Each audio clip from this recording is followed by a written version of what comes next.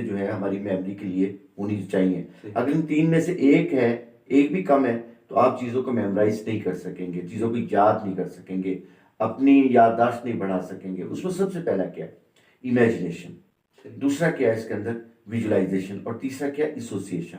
फर्ज करें, मैं कहता हूं आपसे कि आप 3 दफा आंखें खोलें और बंद करें।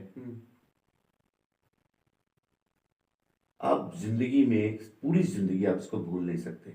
क्यों? कि आपने एक तो इमेजिनेशन यानी अपना राइट ब्रेन इस्तेमाल किया, राइट। और दूसरा आपने अपना लेफ्ट ब्रेन इस्तेमाल, और तीसरा आपने एसोसिएट किया मेरे साथ कि पापा ने मुझसे ये एक बार एक्सरसाइज करवाई थी। तो अब आप जिंदगी के किसी हिस्से में भी आप इसको भूल नहीं सकते, इसको आप अपने माइंड से निकाल नहीं सकते, इसलिए कि आपका फार्मूला 3 वाला इस्तेमाल हो चुका है, यानी इमेजिनेशन,